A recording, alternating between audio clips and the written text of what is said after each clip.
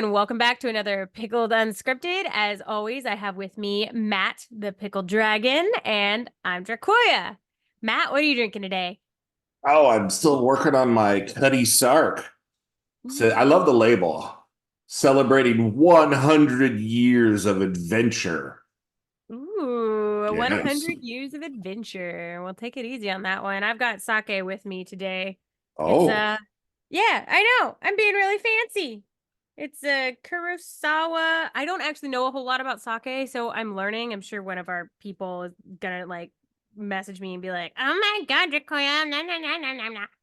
But anyway, sake today. It tastes delicious. I really like the flavor. It's not too sweet. I don't like sweet stuff, so yeah. And today, guys, we are talking about some of the new things in the new player's handbook. yeah. So from what I understand, there were a few thousand of the new player's handbook that got raffled off at Gen Con. And there is already a broken build reportedly coming out of those first books coming that were raffled off. Um, so to preface, I think most DMs who ran the original 5e, we'll start calling it original 5e and new 5e. I think, Okay. even though it's really a new edition, but whatever. Um, the Well, it's not 5e 2.0. yes. So the every DM who's run original 5e can tell you that players have tried to argue that Spirit Guardians, you should be able to just run it around the battlefield, and every time they come into the field comes into contact with a creature, it should do damage. But that's not how the spell works if you read the spell description. No. The creature has to enter the field, or the creature has to start its turn in the field. Uh, Right. so it prevents you from just running around the battlefield and hitting everything. Well, before you DMs out there who are used to winning that argument say anything else, I think it's important to note that with the new player's handbook, rules is written, um, the players now can do just that. So it's called, and I'm going to share my screen so that you guys can see the source. It's the poster, the Redditor calls it the Divine Lawnmower, where the cleric hops on a mount, casts Spirit Guardians, and begins to ride around the battlefield, dealing damage to all creatures and enemies in its path. So it all comes down to the emanation keyword, which, according to the poster in the new player's handbook, states that whenever an emanation enters a creature's space, it does damage.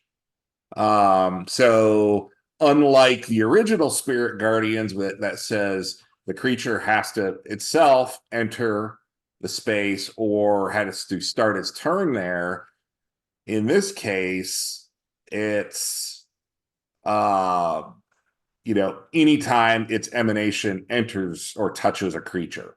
So the idea, the poster here has the idea that, hey, get on a mount, cast haste on the mount, and watch that cleric just ride around the battlefield.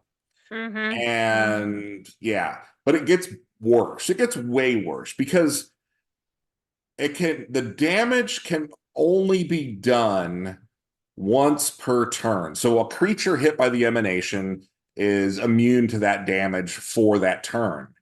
But let's just say the second character in the initiative order is a monk, and he grabs the reins of that horse and begins to sprint with the horse behind him.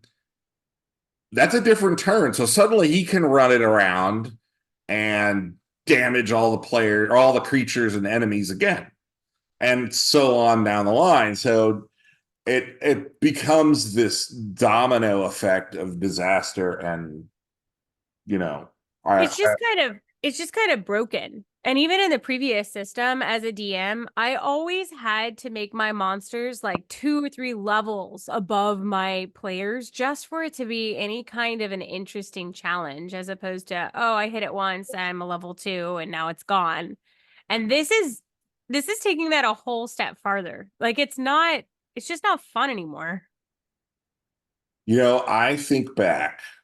You know what this reminds me of? And you have to go in the Wayback Time machine to Diablo 2. I never played any of the other Diablos. I didn't even play Diablo 1, but I played Diablo 2.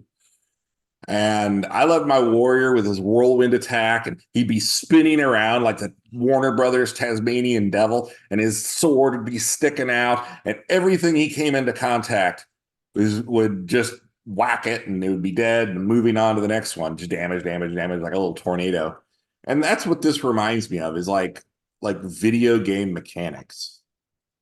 Yeah. Yeah, it does remind me of video game mechanics too. In fact, I was just telling you, Matt, how I was listening to another YouTuber talk about the new Sims game and how the new Sims game isn't really fun anymore. You know, you boot it up once a year and you try to play it, and it's for whatever reason, like it's just not as fun as the previous ones, and you're not really sure why.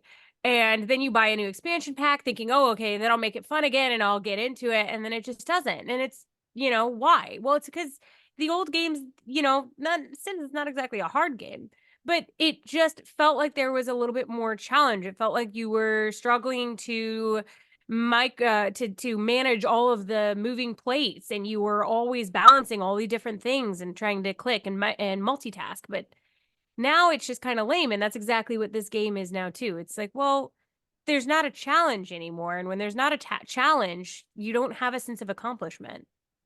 Yeah, it reminds me of my old Ultima Online days. When I played Ultima Online, um, there was one huge sprawling interactive world. And when you were outside of the town, in town, you could always call the guards for help if someone attacked you or tried to steal from you, pick your pockets, whatever. But it was a free for all outside of town.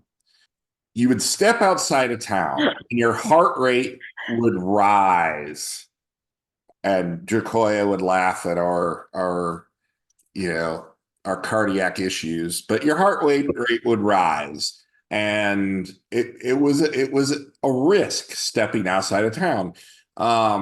And then they split the world up into Feluca and Trammel, and one area was at a free for all, and the other area was no PvP whatsoever. And I get it. Most people aren't down for PvP. Cool. But the game lost its edge, and it wasn't the same experience after that. And I'm not saying that PvP is the answer to any game going dull. I'm just giving you an example of a situation where difficulty suddenly dropped significantly, and um you And know that's where the people game lose kind of dropped interest. off. Yeah, people lose interest, and it's just not as much fun. Right. We want that sense of adrenaline, that little bit of fear, that tinge of am I going to make it? That is what is enticing when it comes to games and adventuring. Why else would people get on a plane and go to a random country that they've never been to before? It's not just because of the food, although that's half of it. It's the sense of adventure. It's that adrenaline rush from experiencing and exploring things that you haven't experienced before. And that's what I want in my D&D campaign. I want to know that there's this sense of adventure and a little bit of fear of whether or not me and my party's going to make it. I don't think the Divine Lawnmower. I really hope the Divine Lawnmower is a mistake.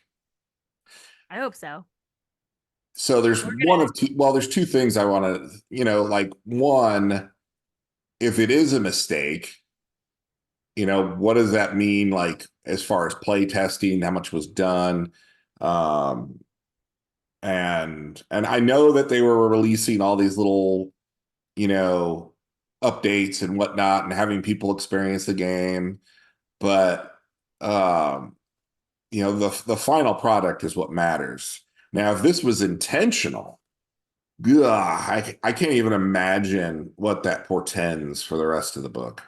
Well, we're gonna find the rest of the book and we'll see how intentional it was. My bet on is on that it was intentional.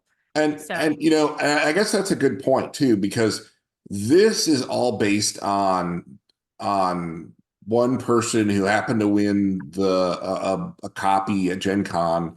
Um, the sight unseen by us. We're just going off of what was shared. But I know that there was an article written on this that you guys can find. So other game magazines or online zines are talking about it as well.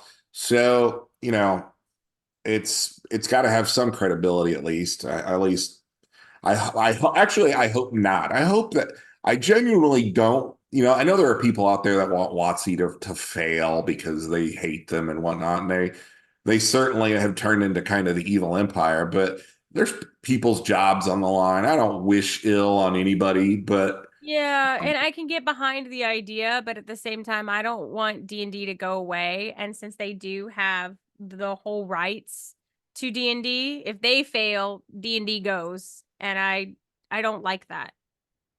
yeah, I mean, it's still the preeminent game, and regardless of what anyone says.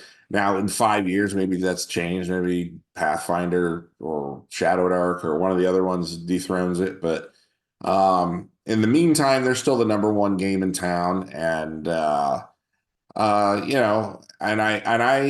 I don't wish ill on anybody, but I do want them to put out good content, and this isn't it.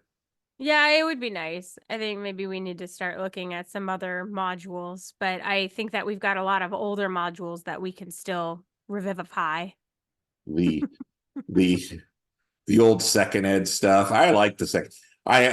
Some of my players won't play second ed because they played second ed for so long, but I always enjoyed second edition myself.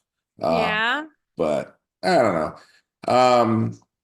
But guys, tell us what you think. If you've heard any stories out of the handfuls of books that have come out. I know that there are a lot of glowing social media posts out there about it because WotC has been very careful about who they've let see the initial Mhm. advanced copies. But yeah, let us know what you've heard, what you think, you know.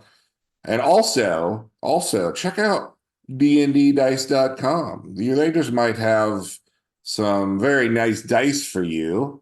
And use promo code Pickled while you're there to support the channel. And as always, if you need more miniatures for your table, I do commissions. Woohoo! Cool. But until next time, come on back and have Have another another round. round on us. Yes.